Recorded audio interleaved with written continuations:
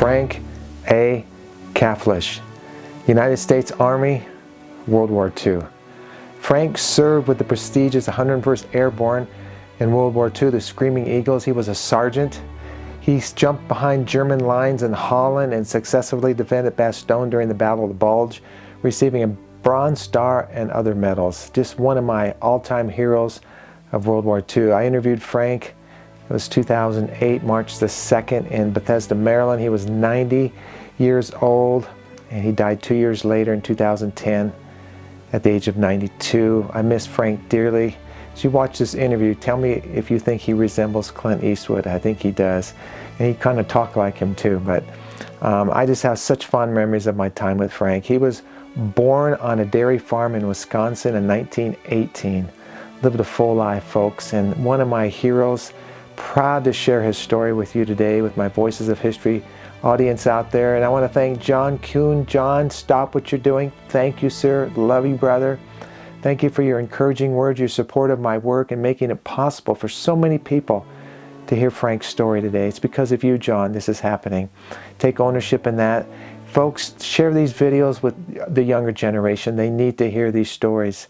They need to hear them. History is best learned from those who are there. The teachers tell me as I've traveled across this country, speaking to over 100,000 students in over 100 schools over the years.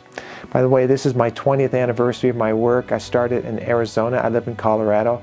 It was 20 years ago today. I was in Arizona for my second trip down there. First and second trip, just crisscrossing the valley, interviewing World War II veterans who are my first love of my work. But I'm so happy. John, again, thank you for making it possible for others to hear Frank's story today. Folks, I would encourage you to become a sponsor of these stories. It's such a feel-good project. A lot of you have done that. I need your help. I need your support. A lot of blood, sweat, and tears, like I said, goes into these projects and in these video segments that go up. The interviews have been done, but it takes a lot of resources, and I just encourage you to really think about it. And if you'd like to donate to my work, there's a comment section below the video where you can click on a link and donate, or you can click on the link in the video description, or go to my website, larrycapetto.com, click on Sponsor a Vet, and you can click on the link. You'll see a page of veterans that I've interviewed. Just click on one, include their name in the sponsorship, and that's all there is to it. And I would greatly appreciate it. I know the veterans and their families and those who are viewing these videos around the world. It's a blessing to be able to do this. So, all right, folks, God bless you. Thank you for watching. And I have some important information I keep telling you I'm going to announce, and I'm this close to doing that, about another platform where we're going to share these stories. Powerful. God bless you.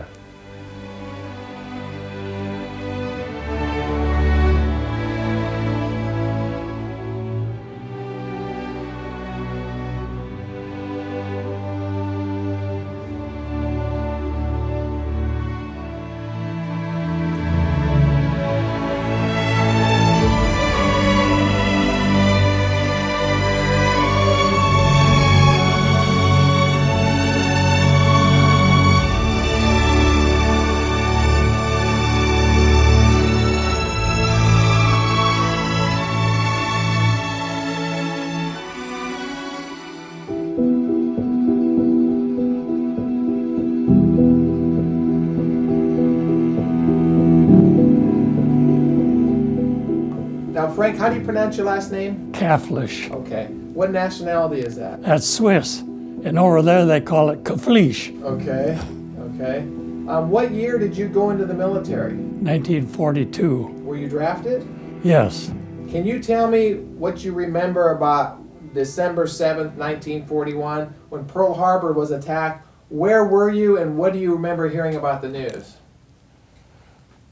I was in Washington, D.C., and had attended church services in the Second Baptist Church on East Capitol Street.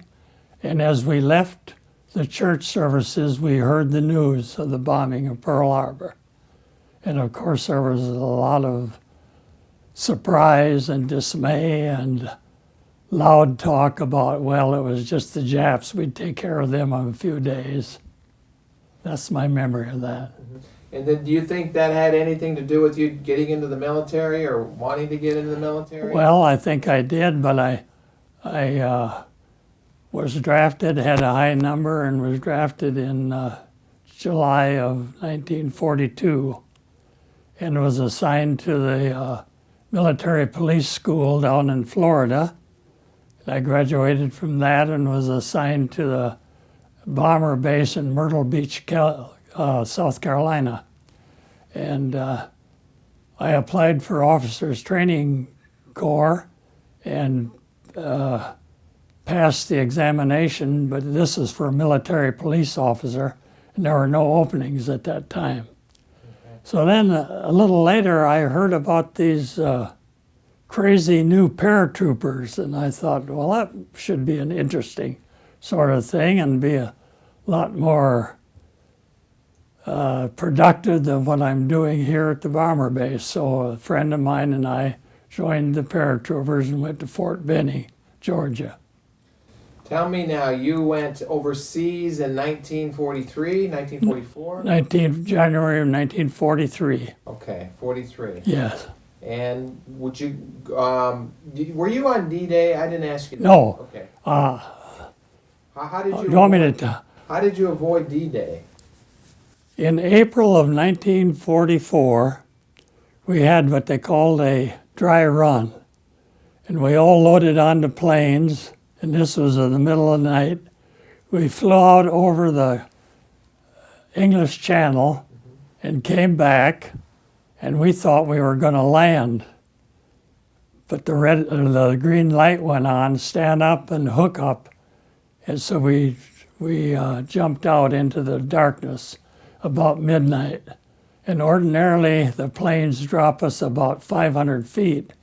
And we must have been at 400 or lower, because I jumped and my chute opened, and almost immediately I hit the ground. And it felt like both legs were driven up into my body. But a medic came along and wrapped me in my chute and gave me a shot, and I was not picked up and taken to a field hospital till 3 o'clock the next afternoon. There were so many broken backs and broken necks and all. So I was in the hospital in rehabilitation center until early in September of that year. And I returned to the 101st a week before we jumped into Holland. And the military medical man called me into his office, had me stand up on a desk and jump off. I did that. He said, okay, you can jump. So that's how we loaded into planes then, and on the 17th of September, which is a beautiful Sunday afternoon. And we were part of the first Allied Airborne Army, which was composed of the 82nd, the 101st, and the British and the Polish troops. So okay, go ahead. And it was the biggest airdrop in history, and they say that when we dropped in Holland, planes were still taking off from the bases in France. I mean, in England. And what was the purpose of this drop? What was your objective? The objective was, the 101st was to take the bridges around Eindhoven, which was the southernmost point. The 82nd was to take Nijmegen and the bridge there, and the British and Polish were to take the bridges at Arnhem. And the British armored was to go up that corridor, cross the bridge at Arnhem, and come down without crossing the Rhine River. That was the plan. Okay. So we're talking about a bunch of troops in Holland and the whole area there? Oh, yes. And now walk me from that point into your involvement at the Battle of the Bulge. So take me in September, October, and November. Okay, all right. I was with the 502nd Parachute Infantry, and we took the bridges at Best and St. Odin Road, which was an area of Eindhoven. And Eindhoven was taken from the Germans the next day on the 18th. And they celebrate that day as Liberation Day, even today. When my daughter and I visited a few years ago, we stayed in a hotel, and the lady there was so proud because her son was going to be in the marching band on Liberation Day.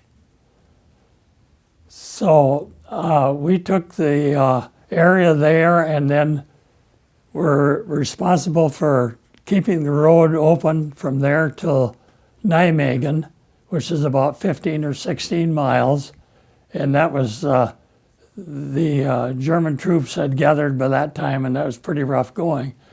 The 82nd took the bridge at Nijmegen, and they traveled north, but unfortunately, the British and the Polish were dropped practically on top of the German troops, and they were either practically wiped out or taken prisoners. So it settled down to where we were on what they called an island between Eindhoven, or between, Eindhoven and Arnhem. And we were there for 73 days, which is unusual for airborne troops, because usually we're relieved within a week or so. So we returned to Montmelon, France, which was our base camp, and we're getting ready for passes to Paris. And as I recall, on the night of December 17th, they came into the barracks and woke us up and said, "Get your clothes on and your equipment together, we're heading out." And so the next morning, we were loaded onto big semi-trailers and hauled 100 miles into Belgium. And they traveled at night with the lights off, and as we approached the area which we later knew was to be Bastogne, all of these troops that had been overrun by the Germans were coming towards us, and they had been, a lot of them, overrun and lost their equipment and all. So we were unloaded at the side of a hill on a cold, very foggy day, or morning actually, and we slept there until early morning and were awakened, and then we were moved out into our positions around a circle around Bastogne, which was important for the Germans to take because there were 7 highways and 3 railroads met at that juncture. And so we didn't know it at the time. Well, we were there about 2 days before we were completely surrounded by the Germans. Well, let's slow this experience down. I've had very few opportunities to talk to people that were at Bastogne with the 101st. So when you say they surrounded you, tell me what happened, where you were, what you were doing, and what type of fighting took place. Our 502nd was situated northwest of Bastogne. The headquarters was right in Bastogne, and then the various divisions or regiments were on the outlying districts around Bastogne. We set up in the wooded area, and it was winter time. We later found out the coldest winter in 100 years, and there was snow on the ground, and we had, coming out of Holland, we had lost a lot of our equipment and shells and one thing and another, our ammunition. And so when we landed there, we were actually pretty sparsely equipped and didn't have a lot of winter clothing and that sort of thing, and were low on ammunition. We set up in the woods, we dug our foxholes, and were almost immediately under attack by the artillery and the German tanks. And the artillery would burst in the trees and then come down, shatter the fragments of metal down toward you, and later on, one of the pieces of artillery hit me right in the middle of my metal helmet, and fortunately went through between that and my metal or my plastic helmet liner and out the back. So that was a lucky shot for me. There was continuous fight, battle during the day, and then at night we had to have guards on duty. And as the days went on, we became so exhausted. I remember one night pulling guard duty at night, and one of the sergeants came by to relieve me. We were on 2 hours and off 4. And he just came by my foxhole and dropped his equipment and just was dead asleep.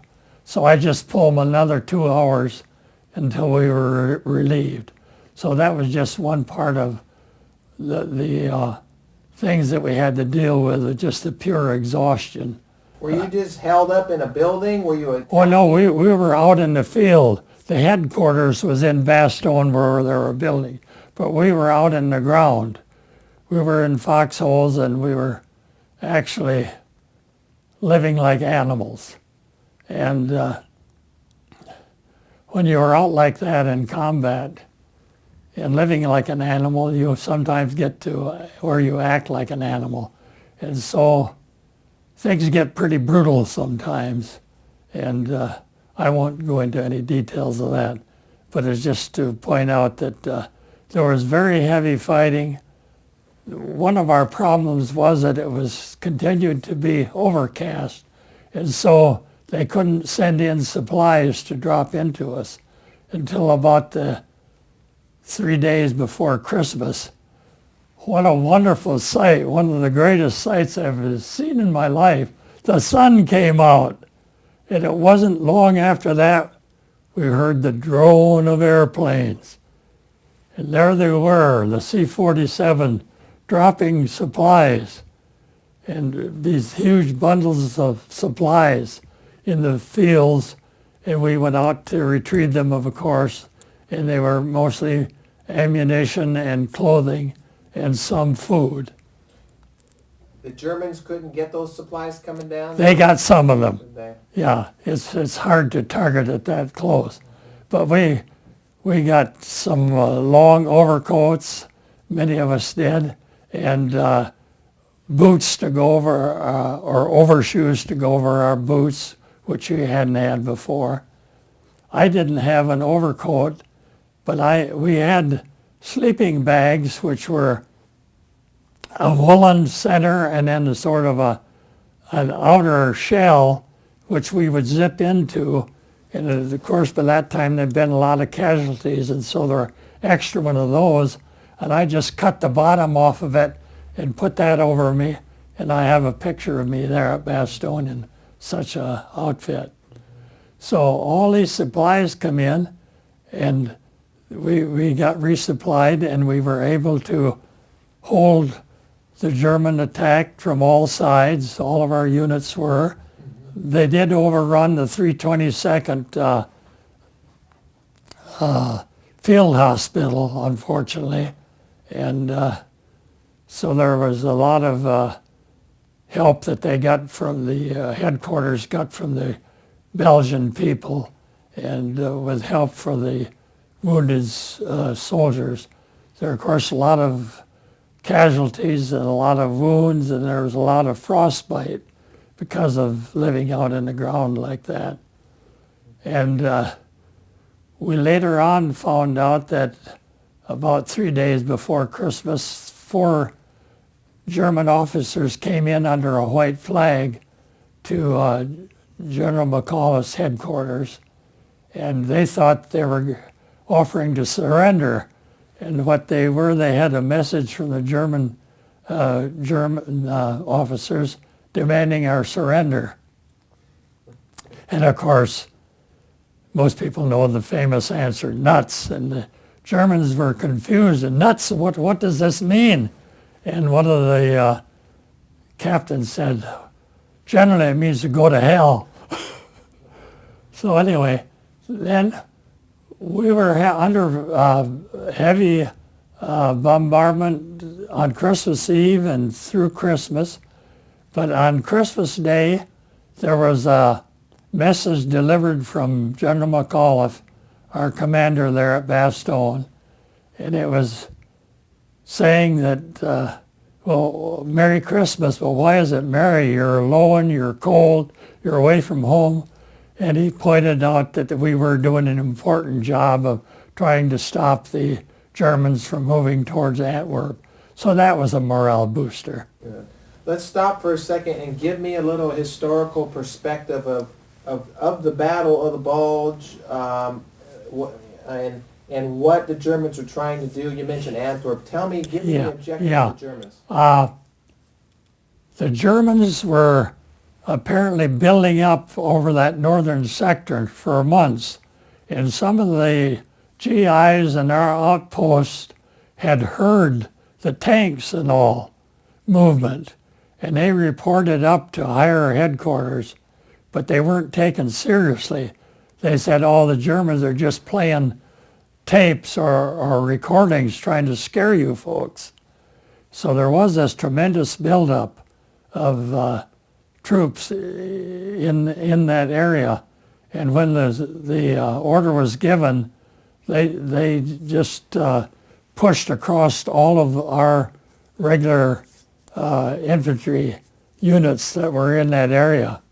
They just were outgunned, they had more tanks, and so the situation we came into was that they had come and surrounded Bastogne and had gone actually several miles beyond us, but they still wanted to get that, as we call it, the hole in the donut, in order to get the communications, the railroads and the roads, in order to get their supplies and all towards Antwerp.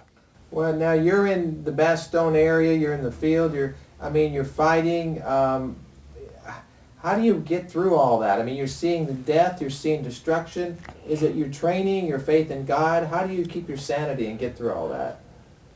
I guess that's the question that most of us in combat ask ourselves. And to me, I think it was a faith in God. I was scared like everybody was. Anybody in combat says they're not scared, I don't think is being realistic. But at the back of my mind, I always had the feeling that I'm going to get out of this. And I think in fact, I think there were some of our soldiers who didn't have that feeling, who were so sure they were going to die, and I think it maybe contributed to the fact that they didn't come out of it. Well, I mean, it's a situation that you're there and you know you have a job to do and you do it the best you can, and it's a comradeship with these men that you've trained with, you've been in battle before with. You don't care whether the man at your right or left is black or white or Catholic or Protestant or Jewish or what they are. We're all in this thing together. And it was not only that in the small sector we were in, or the whole European sector, but the war in the Pacific and even the war back home. Everybody seemed to be in it together. Did you mentioned having faith in God? I mean, do you pray at times like this, or do you just? I mean, well, actually, it's pretty late. Helping any friends? Could you help? Go ahead. Talk about prayer if you want. On our trip to jump into Holland, as I said, it was a beautiful Sunday afternoon. I sat in a plane, and I thought about my mother, who was still living, my brothers, my wife, of course, my friends who were in the army in the European sector, and wondered where they were. And then I wondered about what's going to happen. This is my first combat jump. What's going to happen? And the words of the 23rd Psalm came to me. And I thought, the good Lord is not going to, he can't promise that I'm going to come out of today. But no matter what happens, he's going to be with me. And I had a great feeling of calm at that point. Going back to Bastogne, Vincent DeVito was a young man that I was in the foxhole a lot. An Italian boy from Brooklyn. He had been a cop there. A wonderful young man, wonderful sense of humor. And sometimes when we'd been in a break and resting, he would get up and pretend he was directing traffic in New York City, driving him, coming on, and then he'd end up just bending down and putting his hands over his head because you could see the traffic coming from all sections. Well, Vincent and I were great friends, and he called me Mama. I was his mother.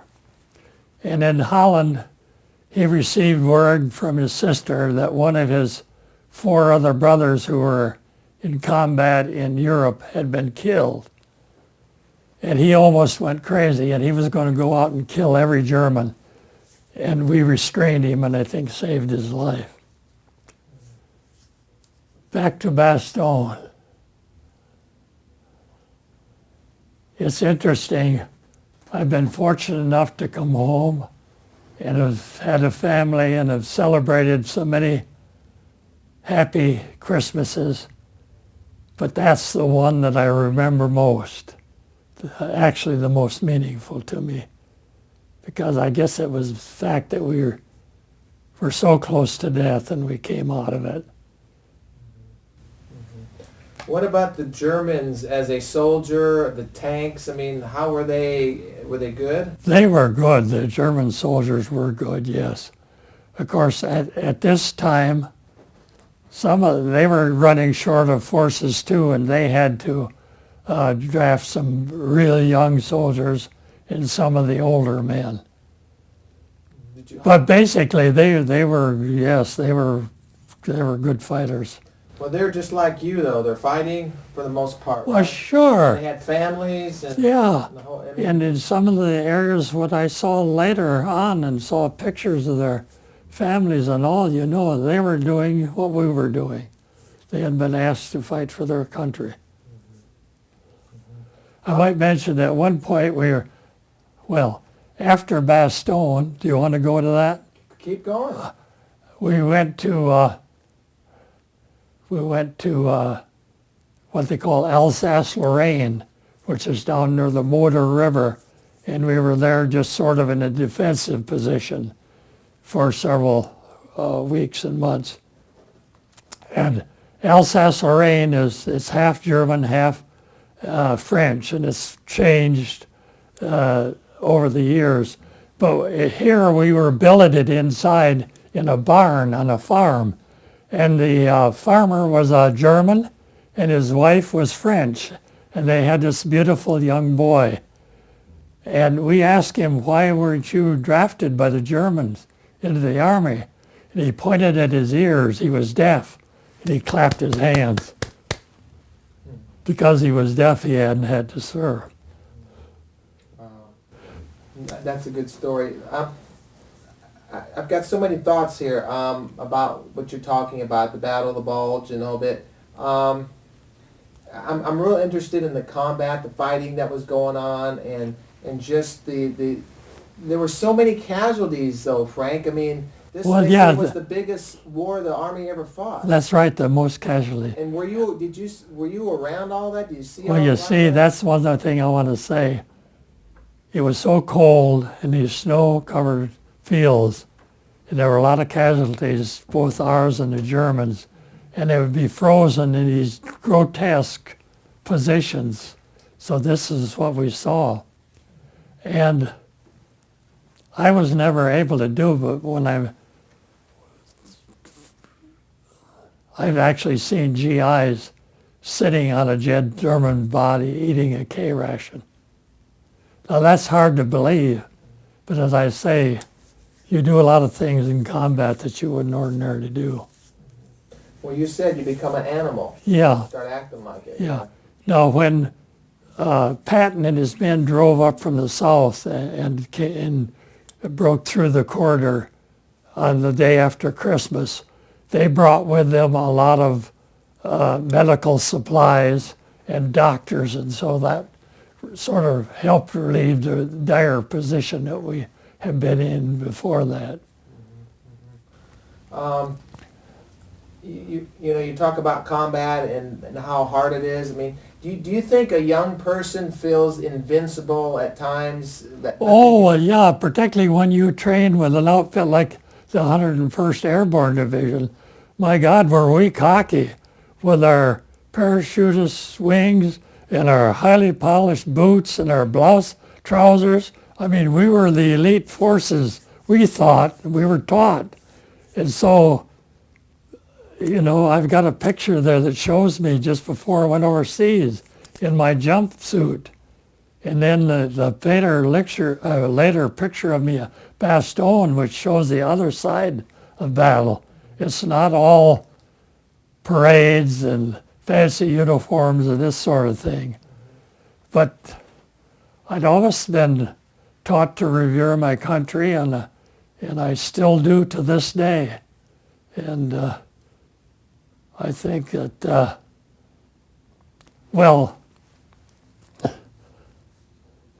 the Stars and Stripes had an article. Actually, the front page was about the Battle of Bastogne, and front cover was all the German prisoners were taken. And inside they had a little article about what are we going to do with them when we get them home. Combat veterans who have been used to killing, what are you going to do? And this was fortunately it worked out fairly well. But I can remember that I had effects of it, even though I didn't get home for several months after the war was over, and certainly after my combat. I was jumpy for a long time. And living here in Washington, D.C., I was staying with my parents and right on Lincoln Park, and the streetcars would come around that park and screeching in the middle of the night. It would practically drive me crazy. And I couldn't go to war movies or anything like that it was actually several years because the shelling and all, I would be jumpy. And you just get that way. How do you think the military changed you, this experience from before and after? How did it change you, Frank? Your look on I guess it made me, it surely matured me, and it made me more thankful for life and the fact that I had been able to live through it. I graduated from jump school in Fort Benning, Georgia on the 27th of November, 1943. And 3 days later, I was here in Washington, D.C. in a Second Baptist Church on East Caflisch Street at my wedding. So we were married on November 30th, and in January I went overseas and was gone for a year and a half. So that was rough for both of us, my wife and I. I told her in a way it was easier for me because I knew what was happening. She could only be fearful of it. About the big picture, she knew more what was going on than I did. I only knew about what was going on in my own little unit. Did you guys write letters back and forth? My good wife wrote to me practically every day.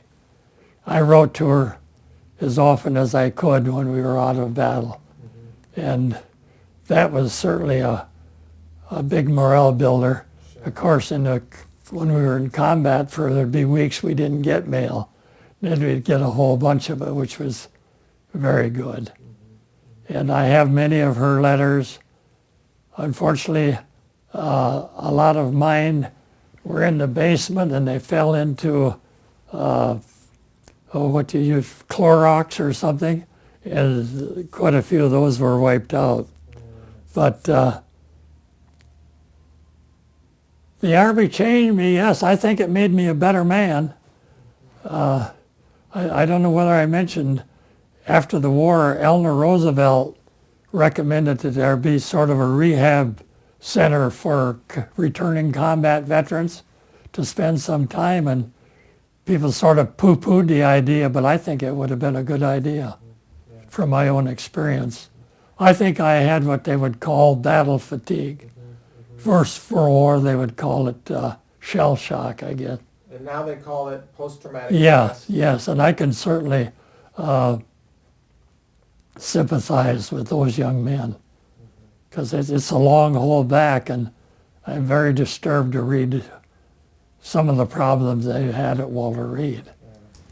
How close did you get to the Germans, like we are, real close? In Never contact? that close, no. It was usually at some further distance. And what kind of weapon did you carry? Carried a folding carbine. This is mostly for jumping. It was in like a holster on the side of our leg for jumping in. And then I was with a 81 millimeter platoon, which is a small artillery weapon. What was your rank?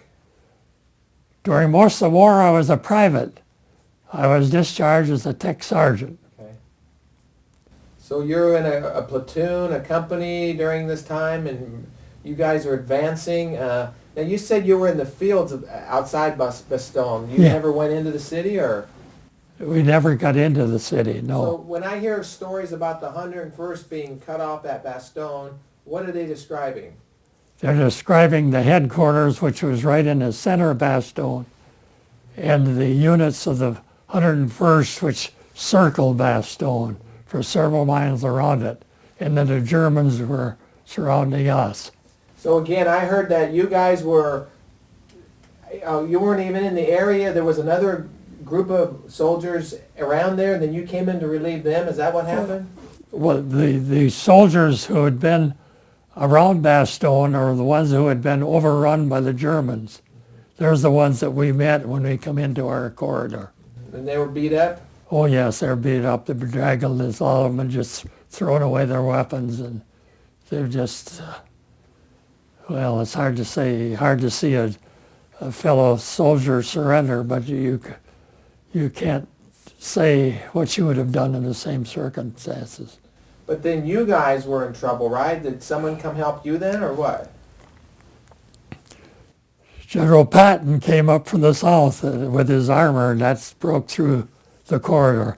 But then, this was the day after Christmas, but then we were not actually relieved from Bastogne until later on, because we actually went into joining the regular army forces to retake the area of the bulge which the German had taken, and we were not relieved until the 17th of January. Now, was the Battle of the Bulge originally called the Battle of the Ardennes? Are you aware of that? It's in the Ardennes area, and I think that's more of a term that was used in World War I. But it is in that general area. How important do you think it is for our country and our younger generation to learn about these things? Well, I think it's important to know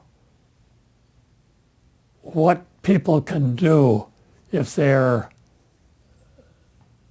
given a task,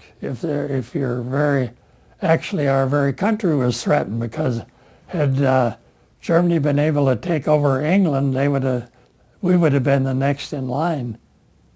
And so with their allies, Japan, they may have been able to overtake our country. It was hard as it's to realize that. Yeah. What were your thoughts about Hitler at this time? Well, hate to think of hate, but I guess that's what we did. We hated Hitler for all he had done, particularly when we learned about, well, some of the units 506 as they were traveling towards Berchtesgaden over on some of these smaller camps. And the German civilians would say, we didn't realize this was going on. Well, that's hard to believe. And General Taylor, at this one small camp, he had all of the civilians rounded up and made them go and witness the people, the survivors of that camp. Did you see any of this? Were you? Fortunately, I did not. You didn't go to any of the camps? No. Okay. But I can remember pictures of Dwight Eisenhower at some of the big camps and reading about him having photographers there. And he is saying, later on in history, people will say this didn't happen. And I want a record of the fact that it did happen.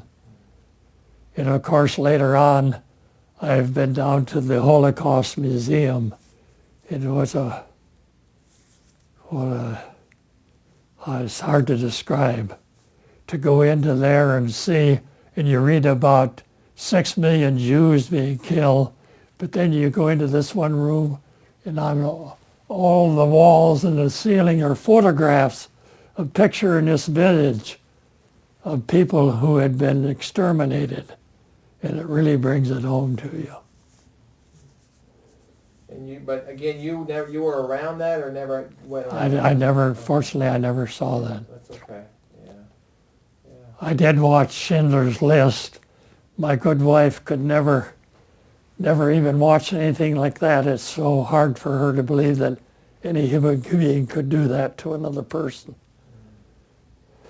Were you able to help any of the wounded during your time there? I mean, was anybody ever wounded and you got to help them? Do you have any stories like that? Or any of your friends? No, I don't think that I do. I had friends that were wounded, of course, but we had medics who usually took care of them. As I mentioned, Vincent DeVito, he was, fortunately, he was like I was. He was never wounded, but he jumped on D-Day, so he came through all of it. And because of his long service, he came home much earlier than I did, and he stopped by to visit my wife. And he was effusive to her about what a great hero I was and how I had taken care of him in battle and all. Yes, I had good friends who lost their lives in battle, many seriously wounded. Tell me about the camaraderie that you shared among each other, the bonds that are formed in combat. Well, they were many close friends that I made that I contacted after the war. I had one friend, Joe McCauley, who had been in the 506 101st Airborne Division, and he was a young man from Tennessee, and he had jumped in D-Day, and then was badly wounded in Holland, and had came back home earlier. But I was friends with him, and he was a gung-ho paratrooper. I've got an interesting story about Joe McCauley. He went to work later on. He had been riddled with bullets, but he came out of it. He went to work for a large mattress firm and worked for years. And then he had heart problems, and there was some problem of him getting any monetary value out of that because they were putting it back to his Army service. So the case was down in Tennessee, and the judge asked Joe McCauley at one point if he was a member of the U.S. Army, and he said no. And he said, well, I understand that you were with the 101st Airborne Division. Wasn't that attached to the U.S. Army? And Joe McCauley said, no, the U.S. Army was attached to the 101st Airborne Division. He was a cocky gung-ho paratrooper. Tell me about any experiences you had with the German tanks. We had, with the 81 millimeter mortar, it splatters the shells in a large area. So it's unusual for you to be able to hit a tank with a mortar shell. But there at Bastogne we did, and crippled a big German tank. So we realized that was a lucky shot. Well, did you ever get close to them or hear them clanking down the road and feel the ground? Oh, yes, yeah. Describe that. Well, it's scary, and you wonder how you're ever going to get out of this. And fortunately, we had some men with bazookas, and the bazooka took the tank out. Can you describe the sound? I mean, all I got to go on is what Hollywood's done. I mean, you know, and they dramatize Just it. that, I'm thinking back to farm and Caterpillar tractors and that sort of thing, that grinding of the track, as you call it. Can you hear it coming from afar off? Oh yeah, quite a distance. Did you ever see that movie Saving Private Ryan? I did. Do you remember it? At the end, they were like in a city, and the tanks were coming, and they had the ground rumbling, and they had their Thompsons. They were out there shooting and all. It's been a long time since I saw that, and I don't particularly remember Okay, that. that's I remember the first part of it was hard for me, even after all these years, to witness that. Yeah, well, that was the landing on Omaha Beach. Yeah, at the beginning, Yeah. But is combat anything like that, what you saw in that movie, or is it a whole lot Well, it's a lot like that, but Hollywood overdoes it. It's bad enough, though. Yeah, well, it's real life when you're experiencing it, and it's in color too, isn't it? Yeah. It's not black and white. That's interesting. I guess it was probably within the last year, our church group, our seniors went to see the two movies that Clint Eastwood. Clint Eastwood made, and I had problems with that, the noise, the shells and all. In fact, our leader had to get up and leave the movie house, and it was flashbacks, and you would think you would be over it, and then they would flash back to another one of these combat scenes, and that was hard to take. I don't know if anybody's ever told you, but at times when you're talking, you look like Clint Eastwood. No one has ever. I noticed that earlier. Oh, is that right? I'm going to tell people that I interviewed Clint Eastwood today. You resemble him at certain points when you're talking. So. Well, thank you. Yeah, You're very kind. I always wanted to meet him, so this is as close as I'll probably get. But, you know, it's important, I think, for our younger people to remember some of these things, Frank. What should our country remember about World War II? I think our people should remember what as I mentioned before, combined effort it was for our country. I think, in my own opinion, we came awfully close to losing that war, and might have had he not taken on Russia, because Russia contributed an awful lot to World War II. In some of those battles like Stalingrad, their losses were terrific, and their whole civilian people suffered from it. I think our young people need to realize that it's important to be willing to sacrifice your life if necessary for your country. But I also think that we should be cognizant of the fact that we need to be very careful of wars that we get into. And personally, it has disturbed me that we invaded another country like we did, which has turned out to be a much more serious than we had thought when we went in. Let me ask you this question. Frank, you've been to this, you've been out of the country, you've been in war, you've come back home. What does freedom mean to you? Well, wow, what can you say? Freedom, we all have it. We take it for granted. Free to do whatever we want, and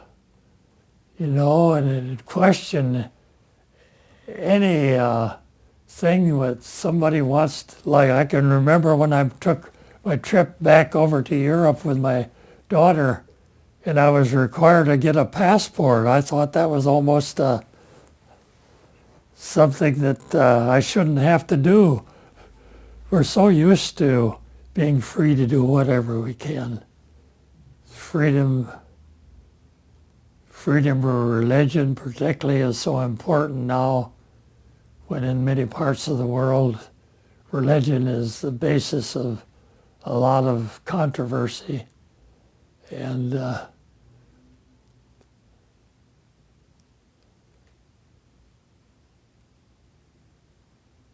Tell me, let me ask you this question. Talking about our young people who are born in a free country, they don't know what it is to not be free. What would you say to a young person today about the price or the cost of freedom? Well, I say that it's hard for them unless they visit some of the battlegrounds of World War II, some of the cemeteries, which, by the way, are kept up beautifully. I had a very close friend from high school, Lloyd Porter, who lost his life about a few days after D-Day in France. And he was buried temporarily in one of the cemeteries there. And he had another brother who was in Europe, and he went by to see Lloyd's grave. And it was so beautifully kept that he recommended to his family that they lead Lloyd's body there, which they have, of course. But to see these large cemeteries all over Europe and the price that was paid, and to go out to Arlington or places like that, to go to the Tomb of the Unknown Soldier, to visit countries where there isn't as much freedom as we have, I think and today, of course, young people travel around all over the world. My grandchildren have been to Europe, and my grandson is this spring going to Hong Kong to visit his girlfriend there, and they've been to Europe, and people do travel, and I think young people should travel into these areas to find out what is done. And I do want to say that we hear so much about young people and how we hear so many bad things about them. I know the traveling that I've done, and in this area, in this country and abroad, I've had to travel in a wheelchair, and the young people particularly have been so kind to me in opening doors, in helping to push my wheelchair, to put me in the front of the line. They just are so kind. And so it was very good for me when recently our church had a church dinner where we had the members of the middle school in our church meet for dinner, along with several of us elder people, and we split into small groups, and we talked about our lives going back to our childhood and what it was like at their age, and then up into some of our adult experiences, and this has been a great experience to me. Tell me, we're just about at the end, but tell me what, as a veteran, what does the American flag mean and represent to you, Frank?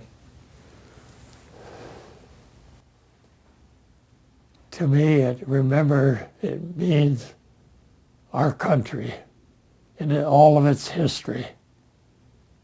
And I think of the soldiers at Valley Forge, particularly about that because they went through some of the similar things that we went through in that hard winter. I think about all the progress that have been made through the years in our country as people, pioneers, moved westward, crossed the mountains to get to the West Coast.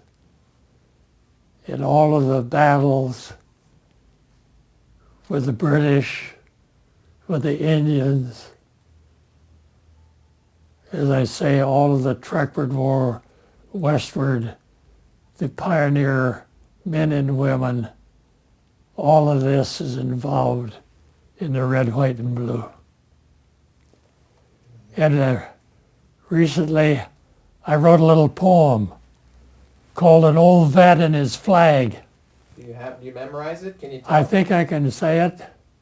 He flew the flag each Memorial Day for Lloyd and others, he would say, but for himself too, as he had served. After all these years, very few observed. On his long street, only one flag flew, just his one red, white, and blue. Each year, harder to fill the roll, gnarled fingers struggle at the pole. Frustrated, he tugged. Damn, he said, and collapsed where they found him dead. Thank you. Did you write that? Yeah. Yeah, good. I got that. Good. We're just about done, but this whole Battle of the Bulge, they said it was one of the largest battle that the Army had ever fought. I mean, at the time, you don't realize that, right? You're just doing your job. No, I didn't realize that, no. But looking back in history now, how important was that to the ending of the war? Well, I think it was very important because that was, if he had been able to drive through to Antwerp, you know, no telling what it would have happened. Where were you when the war ended? We were in Berchtesgaden, which was Hitler's eagle's nest, they called it. Beautiful country, mountainous area. And then later on, we were stationed in rural areas in Austria. And there was, at that time, at the end of the war, non-fraternization policy. We were not supposed to have anything to do with the civilians. But I was always a sucker for kids. And that's one thing I found in a travel in Europe. The children were, no matter whether you were in England or France or Belgium, Holland, Germany or Austria, the children were all the same. Well, anyway, I would give them candy and cigarettes for Papa and food that was left over. And when we left to go to another small village, here comes a small group of children, little boys and girls, and they have bouquets of flowers and pictures, and they were looking for Franz. They called me Franz, and I still have some pictures that they gave to me, and that meant so much to me. I bet. Are you proud that you're a World War II veteran? Oh, very proud, yeah. You know, here I'm almost 90 years old, and it's still important to me.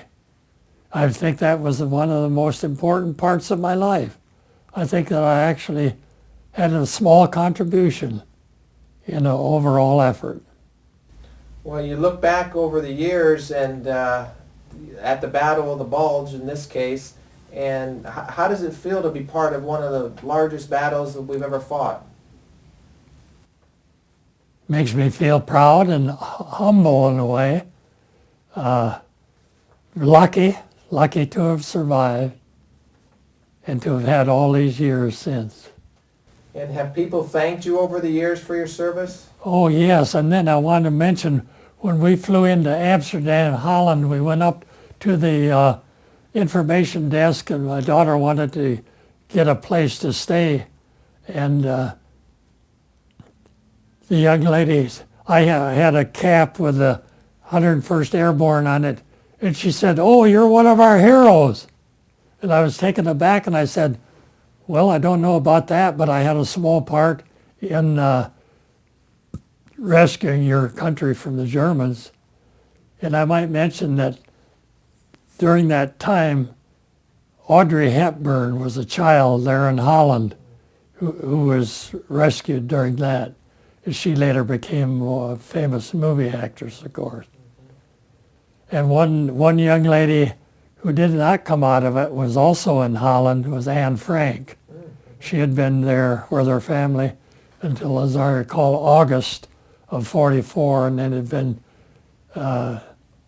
taken to one of the major camps and lost her life there. What do you want to be remembered for someday when you're gone? Guess I want to remember it as a loving husband and a loving father, and want to remember it as one who was open-minded to all kinds of people and all kinds of ideas. Came out of a Depression era when we had so very little, and have lived to the point where I have so much. But having lived through those days, it's hard to accept the fact that there's plenty for everyone. Can you say, "Do you feel lucky, punk"? You ever hear Clint Eastwood say that? Oh, You know, he says, doesn't he say that? He's got his 45 Magnum out. oh, do you feel lucky, Buck? Yeah, okay, Then he says something about "make my day." yeah. Go ahead, punk, make my day. Go ahead, punk. That's good. One other incident at Bastogne, a German mortar shell landed right at our foxhole. Fortunately, it was a dud. I bet there's other war stories you could tell me about. Yeah, I guess, you know, Is there one more? We've got just a couple of minutes, but is there... it's been so many years afterwards, you know, and as I say, I tried not to even think about it until the 50th anniversary. Well, why did you talk with me today? You saw the article in the paper? I saw the article. Well, tell me why you called me. Well, at first I thought, I wonder about that. He's probably just interested in the big officers who were in control of the whole thing. I don't think he'd be interested in just a dog face like me. And then on Friday, I finally decided, well, I'll give him a call. And I was so happy when I heard your call back. Well, I'm more interested in your story than what you just described. But I don't care for those stories. I like the grunts, the stories. Well, I think it's a wonderful thing you're doing. Thank you. And Will's the sponsor of this here, so... I think that's a wonderful service too. Yes, so we're a good team. We work together. Good. We spoke at 4 schools in the last 3 days here in Montgomery County. That's good. Yeah. I think there's, recently I was contacted by a professional storyteller, and she contacted me and several other elder people, and we went to a Chevy Chase elementary school and spoke to 5th and 6th graders. Great. And broke up into groups, and we each talked to a group about our life experience. And of course, mine included my war experience. And the young people, these are really young people, 10, 11 years old, and they were really interested. Sure they are. Frank, at the end of my interviews, I always ask the veteran to give me a salute into the camera. From where you're seated, when I tell you, I need you to... May I stand? Well, because of the camera and the lights, is that okay. Just give me 1 second. When I tell you, I want you to salute in the camera, okay? Okay, go ahead, right in the camera. Excellent. Okay.